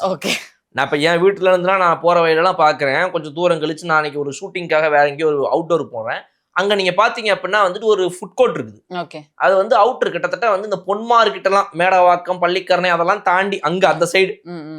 அப்ப அங்க வந்து ஒருத்தங்க போட்டிருக்காங்க ஒரு ஃபுட் கோர்ட்ல வந்துட்டு ஒட்டியம்பாக்கன்ற அந்த ஏரியால ஒரு ஃபுட் கோர்ட்ல வெளியே பாத்தீங்க அப்படின்னா அந்த போர்டுல வந்துட்டு இந்த ரியல் எஸ்டேட் பக்கத்துல ஃபுட் கோர்ட் பக்கத்துலயே அதுல வந்து இங்க இருந்து 25 நிமிஷத்துல இது 15 நிமிஷத்துல ரயில்வே ஸ்டேஷன் போடுவாங்களா. அதுல இங்க இருந்து வந்துட்டு 25 கிலோமீட்டர்ஸ்ல பரந்தூர் ஏர்போர்ட், அதுவே ஒரு பொய். ஓகே. ரைட்டுங்களா? இங்க இருந்து அங்கிருந்தே ஒரு 2 மணி நேரம் ஆகும். அது போட்டு வச்சுக்கிறான் 1 hour சம்திங் போட்டு 1 hour from here Parandur airport அப்படின்னு சொல்லி அட்வர்டைஸ் பண்ணி வச்சிருக்கான். வரதுக்கு முன்னாடி இப்போ அதாவது வரத்துக்கு என்ன டீலே சைன் பண்ணலங்க, ஓகேவே ஆகல, வரப்போகுதுன்னு அன்னைக்கு திமுக அரசு காலத்துல சொல்லப்பட்டது. அதுக்கே இவ்வளவு பெரிய பிசினஸ். அப்ப நான் பார்த்தது ஒண்ணு அப்படின்னா, நீங்க இன்னொரு ஒரு 2 மணி நேரம் தள்ளி காஞ்சிபுரத்தை சுத்தி அப்ப இது எவ்வளவு பெரிய பிசினஸ் ஆரம்பிச்சிருக்கும். காஞ்சிபுரம் வந்து விவசாயத்துக்கு நல்ல ஒரு பெரிய இடங்களை கொண்டு வந்த ஒரு ஊர். நடுவுல கோவில்கள் அப்படின்னா சுத்தி விவசாயம் அவ்வளவு இருக்குது காஞ்சிபுரத்தை சுத்தி. இன்னுமே வந்துட்டு நம்மளுடைய தாம்பரம், இந்த செங்கல்பட்டு போற வழியிலலாம் வந்துட்டு நீங்க பாக்குறத விட அதிகமா இன்னும் ரியல் எஸ்டேட் வந்துட்டு இல்லாத இடம் அது. ஓகே. அந்த அளவு ரியல் எஸ்டேட் வரதுக்கு முன்னாடி அங்க விவசாயம் நிறைய இருக்குது. அப்ப அந்த இடங்கள் எல்லாத்தையுமே வந்து இவங்க எப்படி ஆக்கிரமிப்பு பண்ண பிளான் பண்ணாங்கன்றது அடுத்த மேட்ரு. இப்ப சென்ட்ரல் கவர்மெண்ட்டை பொறுத்த வரைக்கும் வந்துட்டு ஒரு இடத்த சூஸ் பண்ணி சொல்லுப்பா, இந்த மாதிரி வந்து பரந்தூர் ஏர்போர்ட் நாங்க அமௌண்ட் இது பண்றோம். ஏன்னா சென்ட்ரல் கவர்மெண்ட்டுக்கு தான் முதல்ல அவங்க ஏர்போர்ட். ஸோ அதனால வந்து அவங்க வந்து இந்த இடத்த சூஸ் பண்ணி சொல்லுங்க என்ன ஏதுன்றாங்க. அப்ப இடத்த சூஸ் பண்ணக்கூடிய இடத்துல இருந்தது யார் அன்னைக்கு? திமுக, ஒரு ஆளுங்கட்சி. ஆமா, ஸ்டேட் கவர்மெண்ட். எங்க சூஸ் பண்றாங்க? பரந்தூர் சூஸ் பண்றாங்க. பரந்தூர் எங்க இருக்கு? இங்க இருந்து 70 கிலோமீட்டர்ஸ் சென்னையில இருந்து. மிக அருகாமையில். ஆமா, மிக மிக அருகாமையில். பரந்தூர் கரெக்டா பிரிச்சு நம்ம பறந்து தான் போகணும் இங்க இருந்து. சென்னையில இருந்து 82 கிலோமீட்டர், 70 சென்னை அவுட்டர்ல இருந்து 70 கிலோமீட்டர்ஸ் வருது. சரிங்க, மிடில் டி நகர் எடுத்துக்கோங்க. Centre of the Chennai city T Nagar, heart of the சிட்டின்னு சொல்றாங்களே, அந்த ஹார்ட் ஆஃப் த சிட்டில இருந்து 2 மணி நேரத்துக்கு 20 நிமிஷம்,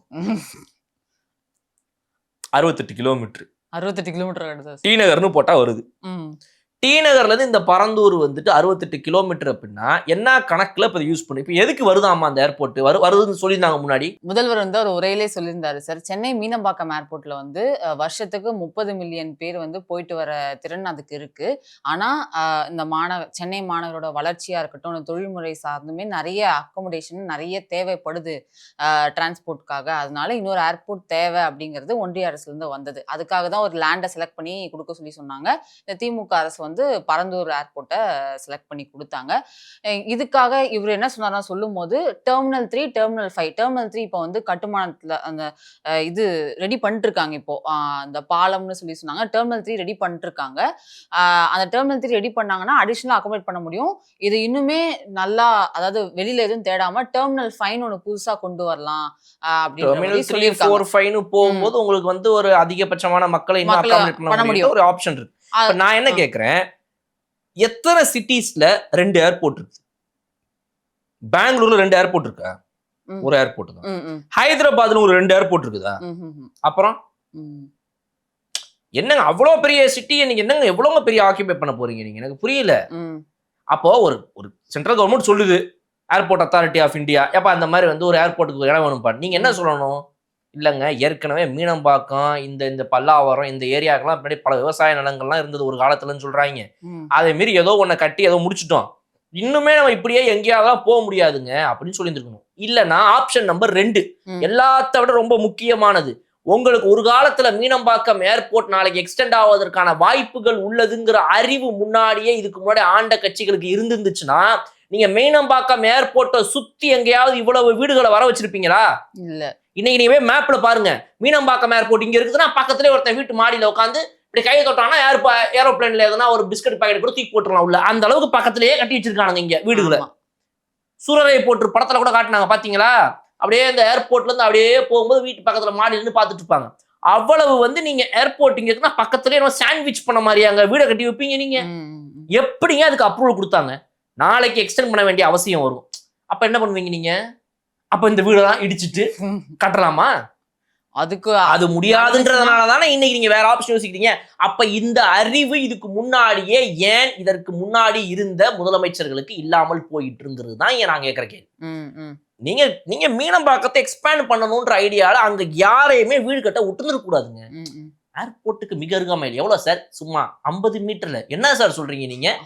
ஆமாங்க, அப்படின்ற மாதிரி நீங்க வந்துட்டு ஃபுல்லா எல்லாத்தையும் போட்டு வித்து லேண்ட் ரேட்டை ஏத்தி விட்டு அதுல காசு பாக்குறதுக்கு வேலையை பார்த்த நீங்க உங்களுடைய அன்றைய தவறுனாலதான் இன்னைக்கு உங்களுக்கு எக்ஸ்பேண்ட் பண்ண முடியாத பிரச்சனை இருக்குது.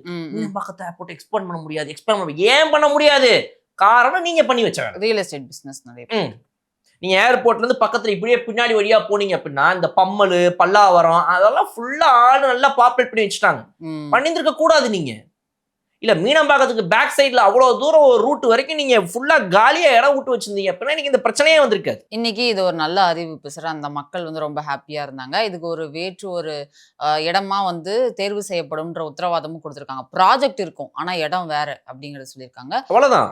இப்ப நீங்க இந்த ஏர்போர்ட்டை கொண்டு வர முடியாம போனால இப்ப இதை கேன்சல் பண்ணுவோம்னு தாவேக அரசு வந்து இன்னைக்கு சொல்றனால அந்த பரந்தூர் மக்கள் அவ்வளவு சந்தோஷமா இருக்கிறாங்க. அதை தாண்டி எல்லா மக்களும் சந்தோஷம். நீங்க நல்லா யோசிச்சு பாருங்க. இப்ப இவங்க கிளாம்பாக்கத்துக்கு நடந்த கதை தான் நடந்திருக்கும். அதேதான். கோயம்பேடுல இனிமேல எதுவுமே வராது, கிளாம்பாக்கம் தான் வரும். இவங்க இதை இது பண்றதுக்கு என்ன பண்ணுவாங்க, எதுவுமே வந்துட்டு எம்ஏஏக்கு வராது, மெட்ராஸ் டெர்மினல் இருக்குது நம்ம சென்னை ஏர்போர்ட் எம்ஏஏ அதுக்கு வராது, அனைத்து இதுவுமே வந்துட்டு இனிமேல் அங்கதான் வரும் உங்களுக்கு. இது வந்துட்டு வெறும் இன்டர்நேஷனல் மட்டும் தான். டொமஸ்டிக்ல அங்க போங்கன்னா உங்களுக்கு ஒரு ஏர்போர்ட்டுக்கு போறதுக்கான ரோடு வசதி என்னங்க இருக்குது இங்க. நீங்க இங்க இருந்து சும்மா மேப்ல எல்லாரும் இந்த வீடியோவை பாக்குறவங்க அனைவரும் சென்னை சிட்டில இருந்து சும்மா அந்த பரந்தூருக்கு ஒரு ரூட் மேப் போடுங்க. இப்ப இந்த வீடியோவை பாக்குறவங்க அந்த ரூட் மேப் எப்படி போகுதுன்னு பாருங்க. ஒரு ஸ்ட்ரெயிட் ரோடு இப்படி போகுது, ஹைவேஸ் மாதிரி ஊரா பூந்து போகணுங்க. நீங்க எப்படிங்க போவீங்க? நீங்க ஃபிளைட் பிடிக்கிறதுக்கு என்ன டிராபிக், என்ன கணக்குல நீங்க போவீங்க? எப்படி போக முடியும்? இன்னைக்கு மீனம்பாக்கம் இந்த இடத்துல இருக்குது அப்படின்னா கிண்டியில இருந்து அட்லீஸ்ட் ஒரு 10 நிமிஷத்துல இருக்குது மீனம்பாக்கம். அன்னைக்கு கட்டினதுல ஒரு நியாயம் இருக்குது. மீனம்பாக்கத்துடைய அந்த பிளேசிங்ன்றது வந்து இட்ஸ் அன் அமேசிங் பிளேசிங். உங்களுக்கு பாத்தீங்க அப்படின்னா சிட்டி உள்ள இருந்து நீங்க கிண்டி ஃபிளைஓவர்ல இருந்து ஒரு 10 நிமிஷம் வந்துடலாம் நீங்க அழகா. ரைட்டுங்களா? என்ன டிராபிக் இருந்தாலும் நீங்க ஆலந்தூரை தாண்டி அழகா வந்துடலாம் மீனம்பாக்கத்துக்கு. டி நகர்ல இருந்து நீங்க போட்டீங்கன்னா கூட 1/2 மணி நேரம். இல்ல நீங்க central railway station airport railway station நீங்க பாத்தீங்கன்னாலே கூட 45 மினிட்ஸ் 1 ஹவர்ல வந்துடலாம் நீங்க. டிராபிக்கே இருந்தா கூட. அப்படி இருக்கிறது போய் நீங்க இன்னைக்கு சிட்டில இருந்து இப்ப இருக்கிற டிராபிக் 2.5 hours. ஸ்ரீபெரும்புதூர்லாம் பெரிய இண்டஸ்ட்ரியல் ஏரியா சார். அதெல்லாம் கிராஸ் பண்ணா கிட்டத்தட்ட அங்கேயே 1/2 மணி நேரம் 1 மணி நேரம். மேப் காட்டுறது 2.5 மணி நேரம். அதுவும் இப்ப நம்ம ஷூட் பண்ணிட்டு இருக்கிற இந்த பீக் ஹவர்ஸ்ல 7 மணி காட்டுது இந்த மாதிரி. அப்ப நீங்க ஒரு 4 மணி 5 மணிக்கு என்ன காட்டும்? அது காட்டுற டைமுக்கு நம்மளால முதல்ல போக முடியுமா? இண்டஸ்ட்ரியல் ஏரியாவில் நீங்க சொல்றமே ஒருத்தன் அப்பதான் வந்து ஒரு பெரிய ஒரு இம்மா தண்டிக்கு ஒரு 36 வீல் இருக்கிற ஒரு வண்டியை தூக்கிட்டு அப்படியே திருப்பிக்கிட்டு இருப்பான் அப்படியே பொறுமையா. அதனால மட்டுமே 500 வண்டி நின்று இருக்கும். இதை தாண்டி நான் அங்க போய் ஃபிளைட் பிடிக்கணுமா? என்னங்க கதை இது? அண்ட் இன்னொன்னு, உங்களுக்கு இன்னொரு ஒரு ஏர்போர்ட் வேணும் அப்படின்னா பக்கத்துல இடம் இல்லை, நீங்க எக்ஸ்பேண்ட் பண்றதுக்கு வழி இடாம விட்டுட்டீங்க, எல்லாம் ரைட் ஓகே. அப்ப இன்னைக்கு இவங்க ஓசூர் ஏர்போர்ட்டுக்கு வந்துட்டு அதை வழி சரி பண்ணலாம் அப்படின்னு யோசிக்கிறாங்க அப்படின்னா அது ஒரு நியாயம் இருக்குது. ஏன் அப்படின்னா ஓசூர் பக்கத்துல இந்த பக்கம் கிருஷ்ணகிரி இருக்குது, ஓசூர் இருக்குது, தர்மபுரி இருக்குது, இவ்வளவு மாவட்டங்கள் இங்க இருக்குது. சேலம் ஏர்போர்ட் தான் அதுக்கு நியரஸ்ட் விட்டீங்கன்னா 3 மணி நேரம் கேப்ல உங்களுக்கு இன்னொரு ஒரு ஏர்போர்ட் இருக்குதுன்னா நியாயமானதுங்க. எவ்ரி 3 hours ஒன்ஸ் ஒரு ஏர்போர்ட் இருக்குதுப்பா. ஓகே, இங்க வந்தா இந்த இது 3 hours தள்ளி போனா சேலம், இங்க இருந்து 3 மணி நேரம் இந்த பக்கம் போனா சென்னை, அங்க இருந்து திரும்ப நீங்க சேலத்துல இன்னொரு 3 மணி நேரம் அந்த பக்கம் போனீங்கன்னா திருச்சி, அதுல இருந்து 2 மணி நேரம் நீங்க 2.5 மணி நேரம் தள்ளி போனீங்க அப்படின்னா வந்து மதுரை ஏர்போர்ட், அதுல இருந்து 3 மணி நேரம் நீங்க தள்ளி போனீங்கன்னா கோயம்புத்தூர் ஏர்போர்ட். இதுதாங்க ப்ராப்பரா இருக்கும். ஒசூர் ப்ராப்பரான பிளேஸ். அதுல நீங்க ஏதாவது ஒரு பிளான போடுங்க. அதுக்கு என்ன ஏதுன்னு பாக்குறாங்க, வேற இன்னும் 2-3 ஆப்ஷன்ஸ் ரைட் ஓகே. காஞ்சிபுரம் மாவட்டத்துல உங்களுக்கு ஒரு ஏர்போர்ட் வச்சு காஞ்சிபுரத்துக்கு சென்னைக்கு நடுவில் என்ன கேப், எதுக்காக அங்க வைக்க, என்ன பிளேசிங், எது ஏதாவது ஒரு ஐடியா இருக்குதா? இந்த பரந்தூர் ஏர்போர்ட்டை வந்து கைவிட்டுறோம்னு வந்து முதலமைச்சர் அனௌன்ஸ் பண்ண அப்படின்னா டிஆர்பி ராஜா அவர்கள் வந்து ஒரு ட்வீட் பண்ணியிருக்காரு சார். இது வந்து ஒரு பிக்கெஸ்ட் செட்பேக் ஃபார் தமிழ்நாடு. யாருக்கு? தமிழ்நாட்டுக்கா? தமிழ்நாட்டுல எத்தனை பேருக்கு அதை சொல்லுங்க. அந்த 0.05% பீப்புளை பத்தி பேசிட்டு இருக்கிறீங்க. அதாவது இதை நம்பி ரியல் எஸ்டேட் ஆரம்பிக்கலான் இருந்தவன் ஏர்போர்ட் வருதுப்பா, பரந்தூர் ஏர்போர்ட் நான் சொன்னேன் பாருங்க, அந்த மாதிரி போர்டு, பரந்தூர் ஏர்போர்ட் வரப்போகுது இப்பயே இங்க வீடு வாங்கி போடுங்க அப்படின்னு சொன்னவங்களுக்காகவா, அந்த ரியல் எஸ்டேட் கம்பெனிகளுக்காகவா, இல்ல அந்த போன ஆட்சி காலத்திலே நீங்க எதுவும் இந்த ரியல் எஸ்டேட் கம்பெனிகளுக்கு முன்னாடியே வந்து எப்பா இங்க ஏர்போர்ட் வரப்போகுது, அங்க இந்த ஏக்கர் இடத்துல நீ எடுத்துக்க, இப்பவே இந்த ஏர்போர்ட் பக்கத்துல ஒரு கிரவுண்ட் இருக்குது, என்ன எடுத்துக்கிறியா நீயே அப்படின்னு சொல்லி எதுவும் வித்துட்டீங்களா அந்த டைம்ல? இல்ல வேற எவனாவது வித்தப்ப அந்த ரெஜிஸ்ட்ரேஷன் டைம்ல நீங்க ஏதாவது வந்து அமௌண்ட் வாங்கிட்டீங்களா? எதுக்காக இப்ப இந்த பரந்தூர் ஏர்போர்ட் வர முடியாம போனதுனால நீங்க வருத்தப்படுறீங்க? இதுதான் நான் திமுகவுடைய மிக முக்கியமான நபர்கள்கிட்ட கேட்க வேண்டிய கேள்வி. அதுல வேற சில முக்கியமான நபர்களுடைய பேரை சொல்லி அவங்க ஆல்ரெடி ஒரு 500 ஏக்கர் வாங்கி போட்டாங்க அப்படின்னு சொல்லி சொல்றாங்க. சில ஒரு முக்கியமான மிகப்பெரிய நடிகர் ஒருத்தருடைய பேரை சொல்றாங்க. திமுகல இருக்கக்கூடிய ஒரு மிக முக்கியமான ஃப்ரண்ட் ரோல இருக்கிற ஒரு எம்எல்ஏ உடைய பேரை சொல்லி அவரே சொல்லிருக்கலாம் சார். அதுக்கு எத்தனை பேருங்க இருக்கிறாங்க? இது என்னங்க திமுக சொல்றேன். அந்த மாதிரி யாரோ ஒருத்தவங்க வந்து ஒரு இடம் வாங்கி போட்டுருக்காங்கன்றாங்க. அது மாதிரி ஏதாவது ஒரு காரணத்துக்காக வந்துட்டு இப்ப நீங்க இதை பத்தி எல்லாம் யோசிக்கிறீங்களா? ஏன்னா அவங்க ரியாக்ஷன் அப்படி இருந்துச்சு. அதை சொன்ன உடனே அதை பத்தி நாங்க பேசலாம்னு வரோன்ட்டு பேச விடாம போயிட்டாங்கன்றதுக்கு வெளிநடப்பே பண்ணிட்டாங்க அவங்க அந்த டைம்ல. பரந்தூர் விமான நிலையம் வராதுன்னு சொல்றாங்க, நீங்க எதுக்கு வெளிநடப்பு செய்றீங்க?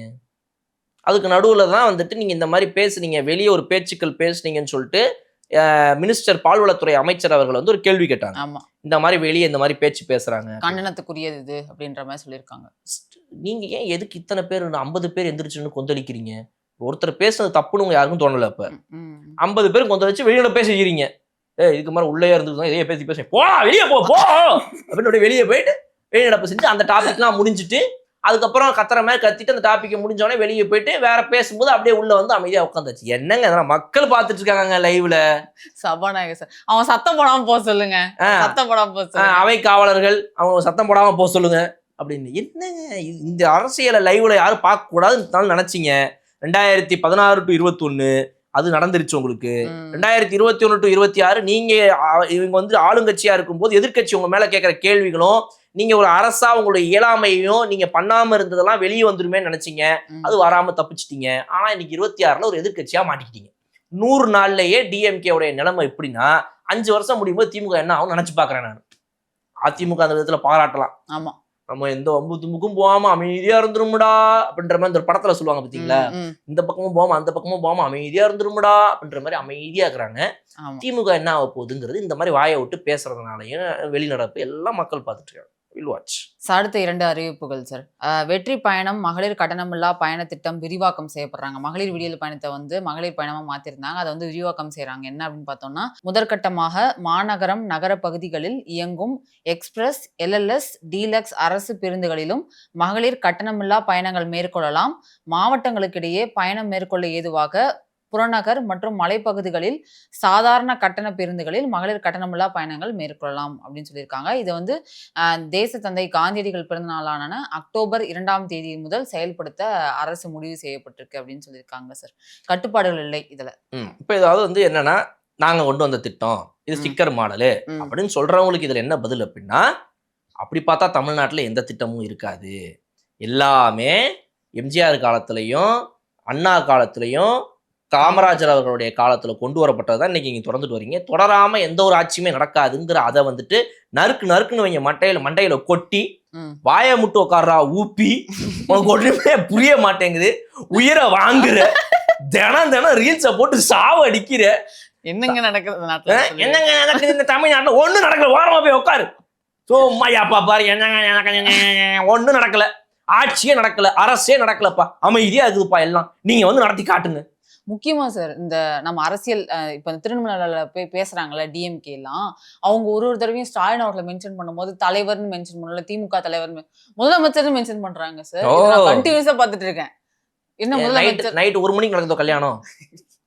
நான் சொல்லியிருந்தேன்ல 11 மணிக்கு தூங்கி கனவுல அப்படியே கனவுலே கல்யாணம் பண்ணுவாங்கன்னு நினைக்கிறேன். கனவுல தலைவர் வந்துட்டாருப்பா, மணமகன்னா ரெடியா, தலைவர் வந்துட்டாரு, தலைவரே முதலமைச்சர் அவர்களே அப்படின்னு சொல்லிட்டு 6 மணிக்கும் கல்யாணம் பண்ணிட்டு எல்லாம் முடிச்சுட்டு 7 மணிக்கு எந்திரிச்சு ரியல் லைஃப்க்கு வந்துருவாங்க போல.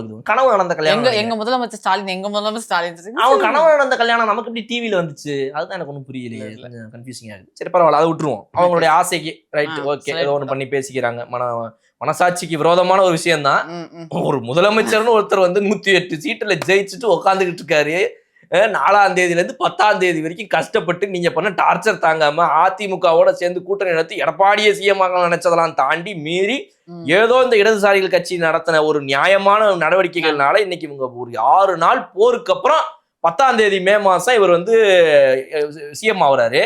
இவங்க மனசாட்சியே இல்லாம வெறும் 59 சீட்டை ஜெயிச்சுட்டு வீட்டுல உட்காந்துட்டு என்னை முதலமைச்சர்னு சொல்லுங்க, முதலமைச்சர் அவர்களே நல்லா அப்படின்னு சிரிச்சுக்கிட்டு ஜாலியா என்ஜாய் பண்றீங்க. என்ன ஒரு மோசமான விஷயங்க. கான்ஸ்டிடியூஷனுக்கு புறம்பானது. யாரு கேஸ் போடுவாங்க எனக்கு தெரியல, ஆனா யாராவது ஒருத்தவங்க போட்டா நல்லா இருக்கும். ரைட்டா? சோ இப்ப இதெல்லாம் விட்டுருவோம். டார்ச்சர் பண்றாங்க இந்த ஊப்பிங்க, அதுக்கு வரேன் திரும்ப. அவங்கள விட்டுருங்க. இந்த ஊப்பிங்க என்ன நடக்குதுன்னே பாக்குறது இல்ல தமிழ்நாட்டுல. சார் இந்த திட்டம் வந்து அந்த திட்டம் வந்து அதெல்லாம் விடுங்க சார், என்னங்க நடக்குது இந்த தமிழ்நாட்டுல?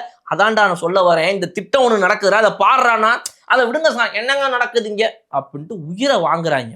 இவங்க உயிரை வாங்குறதுனாலயே தமிழ்நாட்டுல என்ன நடக்குதுன்னு பாதி பேர் தெரியாம போயிருதுவீங்க. நடுவில் குறுக்கு புகுந்து விட்டுருங்க. நான் என்ன கேட்கறேன், இப்ப இந்த காப்பி பேஸ்ட் இவங்க சொல்றதெல்லாம் பேசி தட்டி உட்கார வச்சிருவோம். இப்ப இந்த பேருந்துகளை வந்து எப்படி இவங்க அப்கிரேட் பண்ணிருக்காங்கன்றத நம்ம பார்க்கணும். இப்ப இவங்க என்ன சொல்றாங்க அப்படின்னா, சரிங்க நீங்க விடியல் பயணம்னு ஒண்ணு கொண்டு வந்தீங்க, ரைட், ஓகே. இப்ப இந்த விடியல் பயணம் அப்படிங்கிறத தாண்டி நாங்க இது வந்து மகளிர் பயணம் அப்படின்ற மாதிரி கொண்டு வரோம். இப்ப இதுல நீங்க என்ன சொல்லியிருந்தீங்க, அதாவது வந்து பிங்க் பஸ்ன்னு ஒரு பஸ் வரும். அந்த பிங்க் பஸ்ல ஏறி பெண்கள் எல்லாம் ஜாலியா போயிட்டு வரலாம் அப்படின்னு சொல்லி சொன்னீங்க. அப்ப அதுக்கு ஓசியில பஸ்ன்னு சொல்லி கலாய்க்கவும் செஞ்சீங்க. அதையும் நான் அந்த இடத்துல சொல்லணும். கண்டிப்பா. அன்னைக்கு அதெல்லாம் சொல்லி முடிச்சவர் இன்னைக்கு வந்து மன்னிப்பு கேட்கறாரு, அதையும் நம்ம சொல்லணும். ஏன்னா என்னன்னு பாத்தீங்க அப்படின்னா, இப்ப திடீர்னு வந்து டிஎம்கேல ரிஃபர்மேஷன் ஒன்று நடக்க ஆரம்பிக்குது. அப்புறம் பாத்தீங்கன்னா திடீர்னு வந்து 70 வயசுக்கு மேல இருந்தவங்கலாம் வந்துட்டு மாவட்ட செயலர் கிடையாதுன்றாங்க. டக்குன்னு தலைவர் பாத்தீங்க அப்படின்னா வந்து அன்று நான் சொன்னது தவறுதான் அப்படின்னு சொல்லிட்டு கையை வச்சு 3 விரல்களை வச்சு அவர் பேசினதெல்லாம் இன்னைக்கு தப்புன்னு சொல்லி கேட்கிறாரு. என்ன இவங்கெல்லாம் தப்புக்கெல்லாம் சாரி கேட்கறவங்களே கிடையாது. அதே ஆட்சியில் இருந்தாங்க அப்படின்னா ஓயா அந்த பக்கம் எல்லாம் எங்களுக்கு தெரியும்னு பிரஸ்ஸே பார்த்து கேள்வி கேட்டு எங்களுக்கு எல்லாம் தெரியும் போன்னு சொல்லிட்டு போற திமுக இருந்து ஒருத்தர் இன்னைக்கு வந்து அவர் பிரஸ் மீட்டை நடத்தி அன்னைக்கு நான் பேசுனது தவறுதான் அப்படின்னு சாரி கேட்கிறாருன்னா இதெல்லாம் வந்துட்டு வரலாறில் பொறிக்கப்பட வேண்டிய விஷயம். அதனால நீங்க இந்த மாதிரி வந்துட்டு தவற உணர்ந்தோ இல்ல வேற வழி இல்லாம இன்னைக்கு வந்து எப்படியாவது நம்ம வண்டியை ஓட்டி ஆகணும், வேற வழி கிடையாது அப்படின்னு சொல்லி நீங்க வேணா சரண்டர் ஆகலாம். இதை தேடி வந்து கட்சியில் அப்பதான் நமக்கு இது பண்ணுவாங்கன்னு நீங்க பார்க்கலாம். பட் ஆனா நீங்க தெரிஞ்சுக்க வேண்டியது ஒண்ணு என்ன அப்படின்னா, அன்னைக்கு பிங்க் பஸ்ஸை மட்டுமே விட்ட நீங்க அந்த பிங்க் பஸ்ஸுக்காக மக்கள் எவ்வளவு நேரம் வெயிட் பண்ணாங்கன்றத கொஞ்சம் யோசிக்காம விட்டீங்க. கண்டிப்பா. எவ்வளவோ ஊர்கள்ல அந்த பஸ் ஸ்டாப்ல இந்த பஸ் ஆகும், இது கிடையாது இது கிடையாது இது கிடையாது, அந்த பிங்க் பஸ்ஸுக்கு வெயிட் பண்ணணும். ஆமா, இலவசமா விட்டது நல்ல விஷயம். ஆனா அந்த இலவச பேருந்தை எடுத்துக்கிறதுக்காக மக்கள் நிறைய நிமிஷம் வெயிட் பண்ண வேண்டிய அவசியம் இருந்துச்சுங்கிறத நம்ம பதிவு பண்றோம். இங்க சென்னையிலே இது நடந்திருக்கு. ஃபர்ஸ்ட் அவங்க கொண்டு வந்த புதுசுல ஒரு 2.5 வருஷம் அந்த மாதிரி தான் இருந்துச்சு. அதுக்கப்புறமா தான் அந்த ப்ளூ கலர் பஸ் மகளிர் விடியல் பயணம்னு அவங்க வேற ஃபர்ஸ்ட் வந்து ஃப்ரீன்னு தான் சொன்னாங்க. அதுக்கப்புறம் மகளிர் விடியல் பயணம்னு ஒரு இது வந்த பின்னாடி தான் அதுக்கான பஸ் தனியா வர ஆரம்பிச்சிச்சு. அது எலெக்ஷனுக்கு முன்னாடி 1 வருஷத்துல தான் இன்னும் அதிகமா வர ஆரம்பிச்சு. 2025 தான் அது வந்து அதிகமாகப்பட்டுச்சுங்கிறது எல்லாருக்கும் தெரிஞ்ச விஷயம். அந்த அளவுக்கு நீங்க பண்ணனால இன்னைக்கு இவங்க என்ன பண்றாங்கன்னா, இப்ப ஒரு திட்டத்தை நீங்க கொண்டு வந்துட்டீங்க, அந்த திட்டத்தை நாங்க கண்டினியூ பண்றோம். ஆனா அதுல இருக்கக்கூடிய இந்த மாதிரி பிரச்சனைகளை நிவர்த்தி பண்ணணும்ல. அப்ப அதுக்கு என்ன பண்ணணும் அப்படின்னா, பெண்களுக்கு ஃப்ரீ பஸ்ன்னு சொல்லியாச்சு. இப்போ ஒரு பஸ் ஸ்டாப், இந்த பஸ் ஸ்டாப்ல இத்தனை பெண்கள் நிக்கிறாங்க, இத்தனை ஆண்கள் நிக்கிறாங்க. பஸ் வருது, அந்த பஸ்ல நீங்க ஏற முடியாது, பஸ் போயிடுது. இன்னும் கொஞ்சம் பெண்கள் வந்து நிக்கிறாங்க. இப்ப பெண்கள் ஏறிக்கிட்டே போறாங்க. 50 ஆண்கள் 50 பெண்களை வெயிட் பண்ற பஸ்ல வர ஆண்களுக்கு எல்லாம் பஸ் வந்துட்டே இருக்குது, அவங்க போய்கிட்டே இருக்காங்க. பெண்கள் 50ங்கிறது 60 70 80 ஆயிடுச்சு. இப்ப 20 ஆண்கள் இருக்காங்க, 80 பெண்கள் இருக்காங்க. அடுத்து வர அந்த பிங்க் பஸ்ல அந்த 80 பெண்களும் ஏற முடியாது. ஏன்னா ஏற்கனவே பல பஸ் ஸ்டாப்புகள்ல ஏறி வந்து அந்த பஸ்லயே 20 சீட்டு தான் பாக்கி இருக்குது. 20 பேர் இந்த ஸ்டாப்ல ஏறிடுறாங்க. இன்னும் 60 பேர் பஸ்ஸுக்கு வெயிட் பண்றாங்க. பிங்க் பஸ் போயிடுச்சு. அடுத்து வெள்ளை பஸ், எல்லோ பஸ், மஞ்சள் பஸ், சிவப்பு பஸ் எல்லாம் வந்துருச்சு. பிங்க் பஸ் திரும்ப வரும்போது இங்க 140 பேர் நிப்பாங்க, திரும்ப 20 பேர் தான் ஏறுவாங்க. இதுதான் ரியாலிட்டி பிரச்சனை. நான் சொல்றது ஒரு ஆட் நம்பர் சொல்றேன் புரிஞ்சுக்கிறதுக்காக. இதுதான் பிரச்சனை. அப்போ நீங்க உங்களோட இன்டென்ஷன் பெண்கள் இலவசமா பயணம் பண்ணணும், அவ்வளவுதானே. அந்த இன்டென்ஷன் இதுல வந்து நிவர்த்தி ஆகப்பட்டுச்சா அப்படின்னா இதுல ஏதோ ஒரு பிரச்சனை இருக்குது. அப்ப இது முழுமையா நிவர்த்தி ஆகணும் அப்படின்னா எல்லா பஸ்ஸையும் விட்டா மட்டும்தான் இதுல பிரச்சனை இல்லாம இருக்குன்றனாலதான் இன்னைக்கு பஸ்ஸஸ் இன்க்ரீஸ் பண்றாங்க. LSS பஸ், எக்ஸ்பிரஸ் பஸ், இது மட்டும் இல்லாம டீலக்ஸ் பஸ், இது எல்லாத்தையும் விடும்போது என்ன ஆகுதுன்னா உங்களுக்கு வந்து பெண்கள் வந்து ஃப்ளோ இருந்துட்டே இருக்கும். அடுத்தடுத்த பஸ் வருவாங்க, ஏறுவாங்க, போவாங்க, ஏறுவாங்க. இப்பதான் இது வந்து முழுமை அடையுது. இதை ஒத்துக்கிறது உங்க மனம் மறுக்கும். ஆனா மறுக்கட்டும், மறுத்துட்டு போகட்டும். நல்ல பதில், ரைட். மறுத்துட்டு போகட்டும். உங்களுக்கு மறுத்தும் போகும், மறத்தும் போகும். ஆனாலும் வெக்கமே இல்லாம பண்றதை பண்ணிட்டு தான் இருப்பீங்க. பட் அதனால வந்து உங்களுக்கு மறத்து போனாலும் பரவாயில்லை, நாங்க வந்து இந்த மாதிரி ஒரு நடவடிக்கை எடுப்போம். அடுத்து வந்துட்டு புறநகர் பேருந்துகள், மொஃபசல் பஸ் எல்லாத்தையுமே கூட வந்துட்டு இப்போ நீங்க ஒரு மொஃபசல் பஸ்ஸுங்கும் போது இங்க இருந்து புறநகருக்கு போறீங்க, இங்க இருந்து ஒரு ரெட் ஹில்ஸ்க்கு போறீங்க, இங்க இருந்து வந்து நீங்க வந்து ஒரு திருவள்ளூருக்குள்ள போறீங்க. அந்த பக்கம் போனீங்கன்னா வந்துட்டு நீங்க வந்து ஒரு இதெல்லாம் தாண்டி வண்டலூர்லாம் தாண்டி நீங்க அப்படியே ஃபுல்லா அவுட்டருக்கு போறீங்கன்னு வச்சுக்கோங்க. இந்த பஸ்ஸுகளுக்கும் வந்துட்டு இன்னைக்கு வந்துட்டு பெண்களுக்கு இலவசம். மலை பகுதிகளில் இருக்கக்கூடியவங்களுக்குலாம் வந்துட்டு அங்க இருக்கக்கூடிய ஒரு மிக குறைவான கட்டணத்துல பேசிக் ஃபேர் பஸ் இருக்கும்ல, அந்த பஸ் ஃப்ரீ. ஏன்னா வந்துட்டு நீங்க மலைப்பகுதிகளை பொறுத்த வரைக்கும் பாத்துட்டீங்க அப்படின்னா அங்க வர பஸ்ஸுகளே ரொம்ப கம்மியா தான் இருக்கும் இல்லைங்களா. ஸோ அப்போ அந்த நம்பர் ஆஃப் பீப்புளுக்கு ஏற்ற மாதிரி கவுண்ட்ல போகக்கூடிய அந்த பஸ்ஸஸ்ல வந்துட்டு இந்த எக்ஸ்பிரஸ் அப்புறம் இந்த டீலக்ஸ் பஸ் இல்லாம அதுல வந்துட்டு இந்த பேசிக் ஃபேர்ல இருக்கிற பஸ்ஸை வந்துட்டு நீங்க வந்துட்டு மலைப்பகுதிகளில் இருக்கிறவங்க கூட பயன்படுத்திக்கலாம் மாதிரி ஒரு விஷயத்தை விரிவாக்கம் செஞ்சிருக்கிறாங்க. ஸோ இது வந்து மிகப்பெரிய ஒரு வரவேற்கத்தக்க வேண்டிய ஒரு விஷயம். பட் ஆனா நம்ம யோசிக்க வேண்டியது, மீண்டும் போக்குவரத்து துறையை பொறுத்த வரைக்கும் ஏற்கனவே பல கோடி ரூபா லாஸ்ல போய்கிட்டு இருக்கிற ஒரு இது. இன்னும் இந்த ஃப்ரீ பஸ்ஸஸ் இப்படியே விடும்போது என்னுடைய இன்டென்ஷன் என்ன அப்படின்னா, நான் பர்சனலா யோசிப்பேன், இந்த ஃப்ரீ பஸ்ஸஸையே யாருனால வந்துட்டு பயன்படுத்த, இந்த ஃப்ரீ பஸ்ல இந்த ஒரு 10 ரூபா கொடுக்கறத கூட ஒரு ஒரு ஒரு செலவு தான், இவங்க பஸ் பாஸ் எடுத்தா கூட ஒரு செலவு தான் அப்படின்ற ஒரு வருமானத்தை நிர்ணயிச்சு இந்த வருமானத்துக்குள்ள இருக்கிறவங்க இல்ல அன்எம்ப்ளாய்டு விமனா இருக்கலாம், ஹவுஸ் ஒய்ஃபா இருக்கலாம், இவங்களுக்குலாம் இது ஃப்ரீ.